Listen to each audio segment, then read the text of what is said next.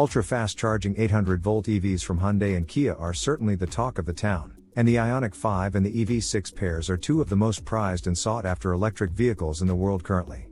However, due to their relatively high prices and large size, they don't quite fit into everyone's requirements.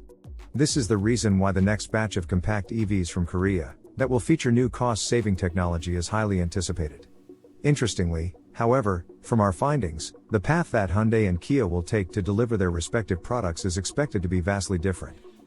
In this episode, we will explore further the current situation involving the development of the next-generation compact 800-volt electric vehicles for the masses from Korea. Before we go on, we'd highly appreciate your support by subscribing and turning on the notification bell if you haven't already. And please don't forget to like, comment, and vote on the question that's presented at the end of the video. The IONIQ 5 and the EV6 are two of the most advanced EVs in the world.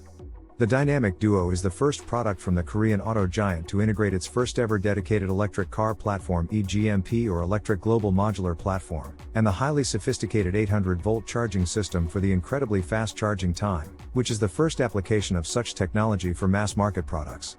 The system is also bidirectional, meaning that the battery of the vehicle can serve as a mobile power station that can supply electricity on the go for many useful applications previously never been possible. Combined with the sophisticated styling and the futuristic and cavernous interior that makes the best use of the long wheelbases, the IONIQ 5 and the EV6 are certainly revolutionary, and therefore highly popular, with the current waiting time being up to 18 months for the delivery. However, they are not without some misses. First, the EGMP duos are expensive, commanding prices of up to nearly $60,000. They miss the mark as far as being affordable, being nearly 2 times the price of an average new car.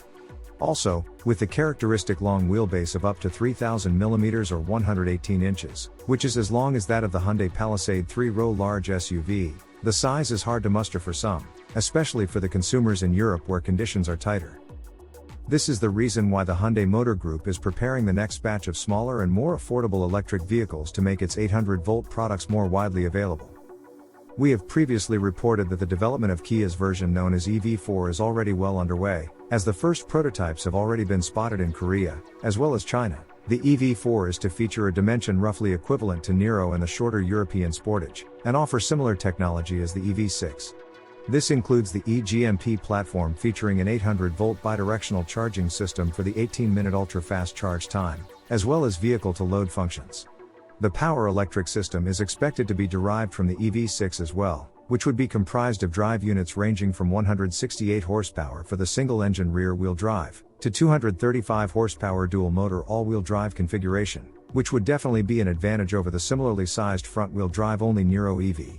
However, to bring down the price of the EV4 drastically, as the Niro EV's pricing differential between the EV6 is marginal, with the starting price of $40,000, which is similar to the EV6's starting price, Kia is expected to employ LFP or lithium iron phosphate battery for the first time in the company's history. The price of the LFP batteries tends to be roughly 30% cheaper than the lithium batteries that use NMC or nickel manganese cobalt cathode, which are much more expensive materials compared to iron and phosphate.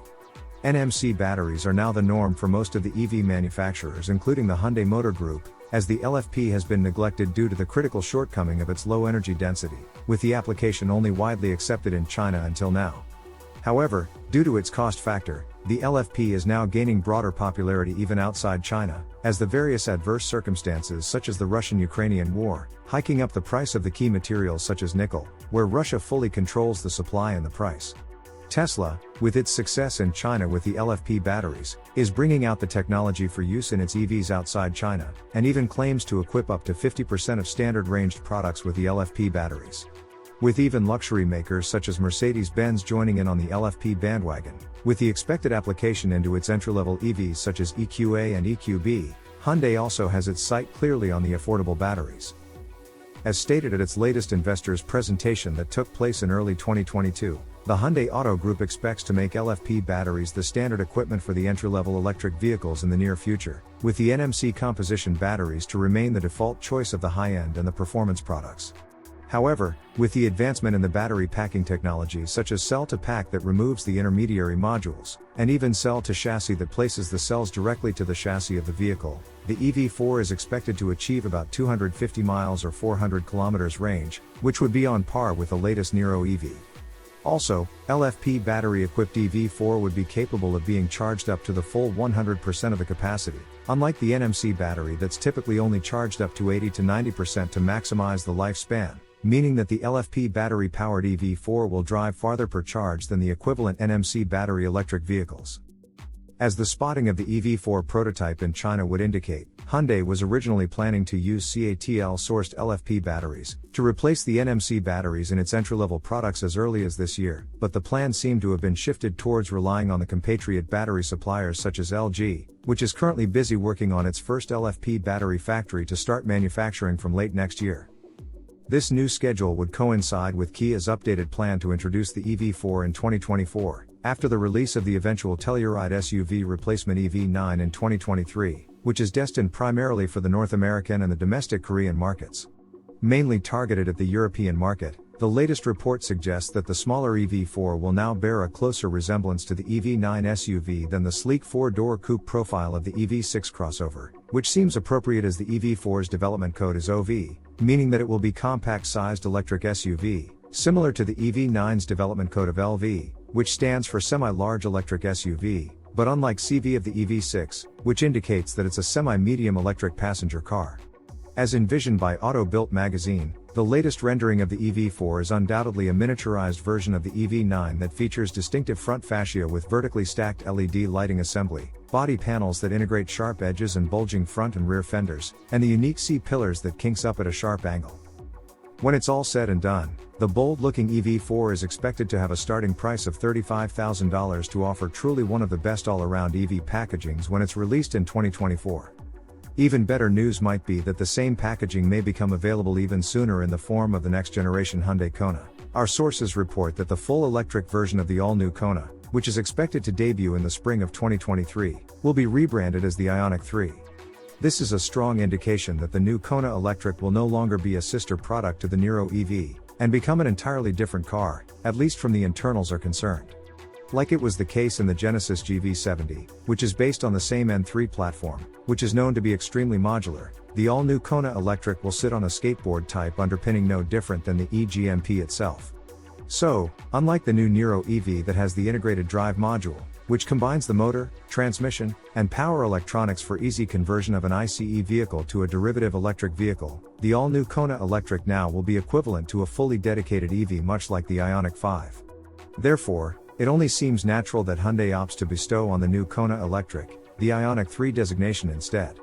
This process would be a more cost-effective and faster way to deliver the dedicated electric cars without having to create one from scratch, passing along the savings to the end users. The IONIQ 3 will obviously share the great sporty SUV styling and functionality of the all-new Kona, which will be much bigger than before, by becoming as big as the second-generation Niro. The standard Kona continues to be available as ICE and hybrid versions, with the addition of the plug-in hybrid for the first time. The hybrid and plug-in hybrid power plants will also continue to be based on the latest Niro, which is a good thing. The IONIQ 3, as a sister car to EV4, should be available to the market approximately a half year earlier in late 2023 or early 2024, at about the same price. As for the end of the video question, with the latest findings related to the design and the construction, which do you prefer? The built-from-scratch EV4 that resembles the EV9, or the stylish IONIQ 3, with its roots stemming from the all-new Kona?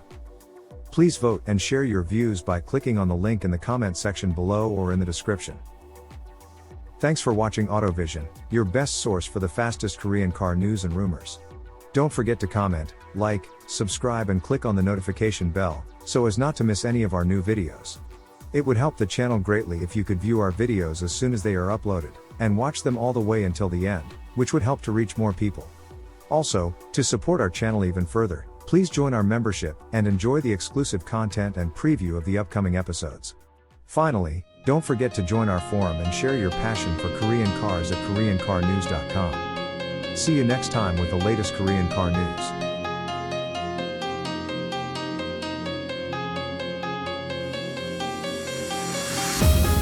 Should be chasing after the sun.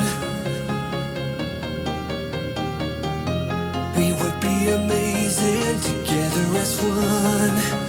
Oh, there's no turning back for the both of us. No point of denying the truth.